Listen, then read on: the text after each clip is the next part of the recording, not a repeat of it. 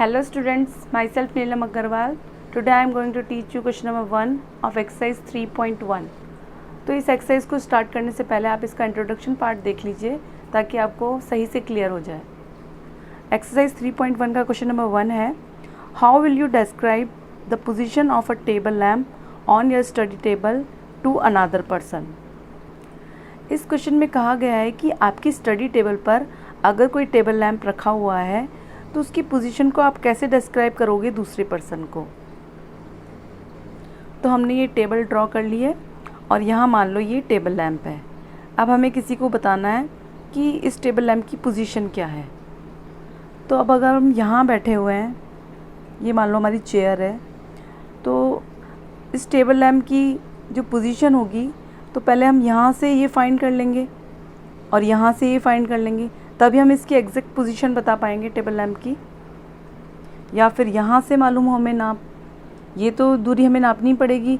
अब ये left as ले लो चाहे राइट एज ले लो, दोनों में से किसी भी एक नाप हमें लेनी पड़ेगी, तभी हम इसकी एग्जैक्ट पोजीशन बता पाएंगे टेबल लैम्प की।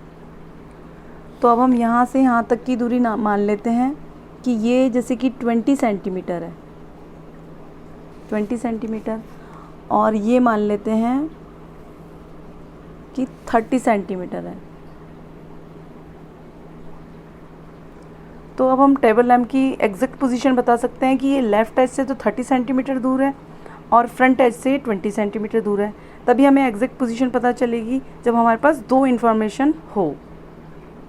अब अगर मान लो हम यहाँ से नापें, यहाँ चेयर रख दें, तो अब यहाँ से टेबल लैम्प की हम पोजीशन देखेंगे। तो अब इस बार हम पहले ये वाली दूरी लेंगे 20 सेंटीमीटर और उसके बाद 30 सेंटीमीटर लेंगे, क्योंकि हमें पहले एक्स एक्सिस की वैल्यू लिखनी होती है, उसके बाद वाई एक्सिस की।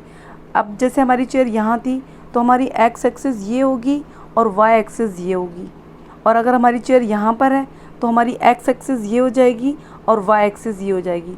तो जब चेयर यहाँ है तो हमारे कोऑर्डिनेट्स होंगे